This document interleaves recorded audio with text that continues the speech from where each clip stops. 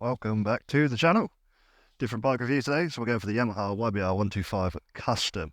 And as you can see, mine is a custom. It's not actually mine, it's my partner's, but I thought I'd take it out, do something similar to what I did to the SV650. Just do a little ride around and a quick review on it. It was originally mine before I gave it to the wife, so this was my first ever bike. So I thought, why not do a little review. Single disc brake. On the back you've got a rear drum brake. I've got it on the centre stand there. As you can see, it has got a side stand as well. Just for this ease of it, just put it on the centre stand. You can see there, it's got a little kickstand if you really want to. Of course, it does have a key and push to start. Look at all the dials, it's all analog. You won't get anything digital on this. However, it is quite user friendly. It's all obvious what it all is. You've got your fuel gauge in the middle, your revs on the right and speed on the left, and obviously you got your little indicators and neutral, headlights and engine light. You'll notice the mirrors on this are quite small. They're not the standard ones. I did change them, as you can see there. I've done a lot of work on this for the missus since she took it over. Saddlebags, front fork bag there, and yeah, new mirrors, new bar ends, new brake and clutch levers as well, new windscreen, and you might have noticed I took the parcel shelf off the back. She didn't like the look of it, so that's good. I resprayed a lot of matte black, but yeah, not a bad little bike to be honest. But we'll get on to the main ride, and we'll do a bit more talking. Alright, here we go then. We got better weather than the SV650 reviews, so I'll make it a little bit more enjoyable. But yeah, this is a 4-stroke single cylinder 124cc engine it's got in it, and it doesn't really feel like an overly small bike. As you saw when I walk around there, it's got a bit of a cruisery type look to it, so you don't feel like you're on a 125 really. However, it is quite light for a cruiser.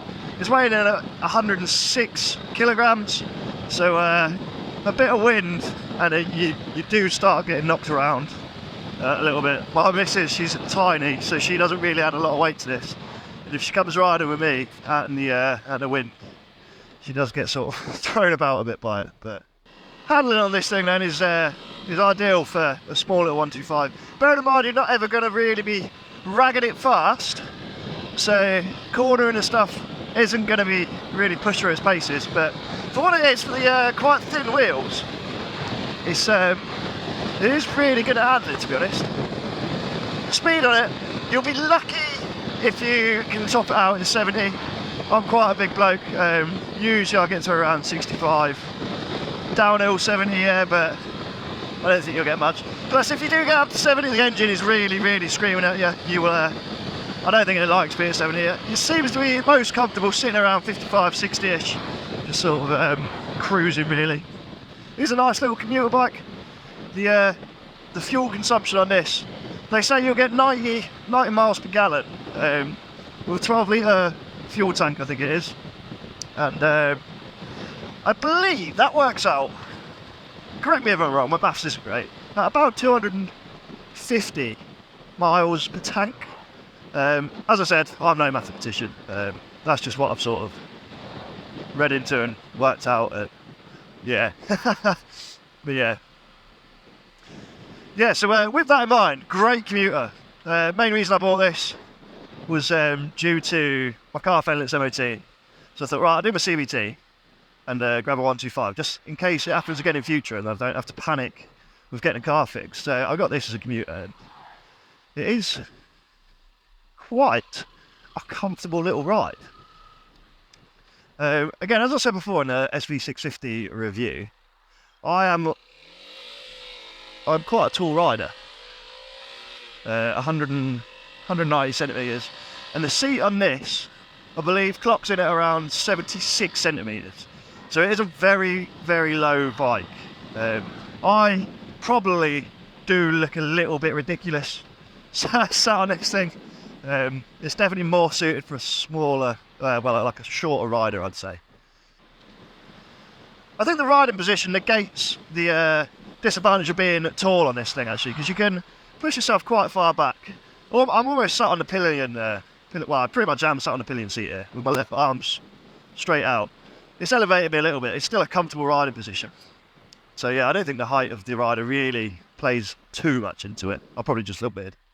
But yeah, we'll take it down this twisty road and have a look at the handling. Oh, got it too high again to really pin it here. Talking about gears, this is a 5-gear bike. When you're maxed out on 5th, the engine does sound like it needs a 6th gear. However, would it add anything to the bike? No, it wouldn't. It would just save you hearing a little bit, I think.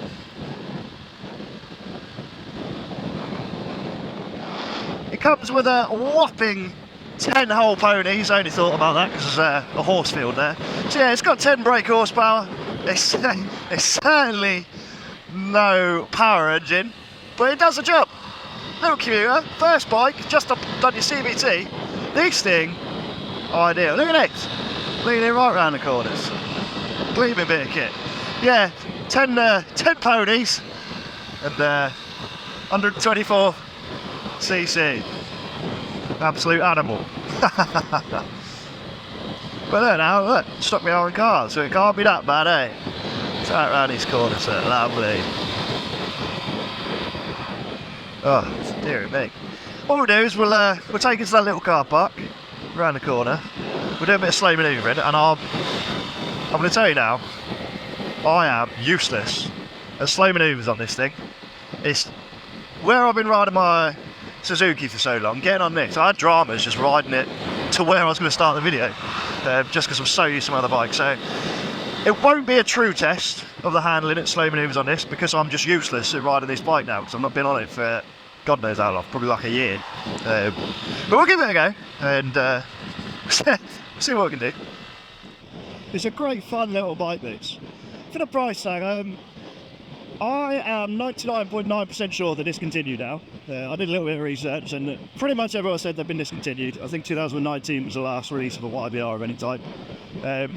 So yeah, you're only going to get second hand now. I grabbed this one, I think I paid about £2,000 for it, and it had, I believe, around 5,500 to 6,000 miles on it. So it's not going to break the bank. It's like, I've only put a couple of thousand miles on it. Well, I say me, the wife. It's only put a couple of thousand miles on it since, but it's held its own. It's perfect. It's passed MOT since then with absolutely no faults. It is a solid little bike.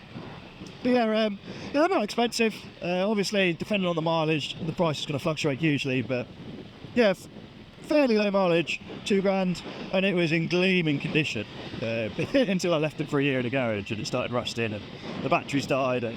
But then I did a whole restoration on it, and that is another video, so I won't go into that.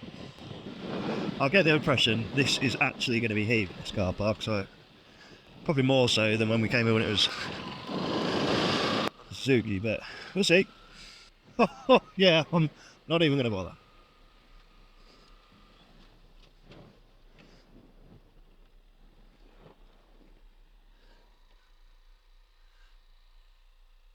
There you go, look, nice tight little U-turn. Since the car park's so full, we'll just do a little U-turn and then heading our way. I don't really know any other decent places to do slow manoeuvring because everywhere's going to be hella busy. As you can see there, whipped around on a U-turn. Really, really easy to do. Probably helps that the bike's so light. So this bike is air-cooled. I've ridden it when I first got it in the height of summer. And when I was stationary, it didn't prove any problem just being an air-cooled bike. Yeah, obviously it's not got a massive engine in it, so it was never really going to be overheating anyway.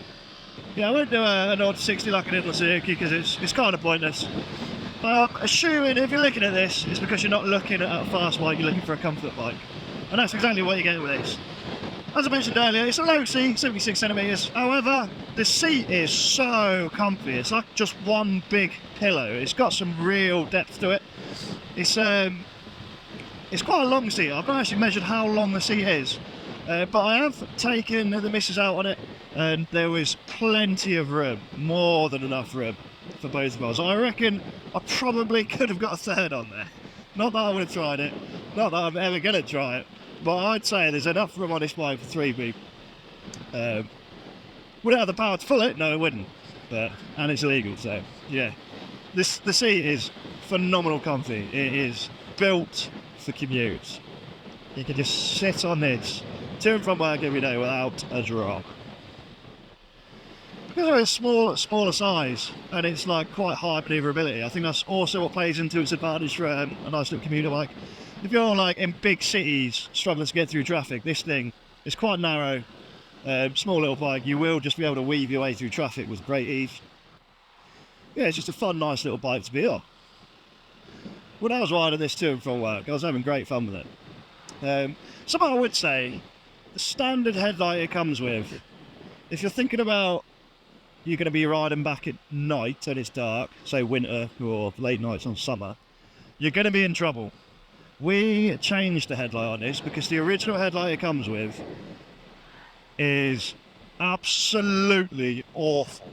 I rode it once at night time coming back from work, and then after that I never rode it from work at night again because I almost died.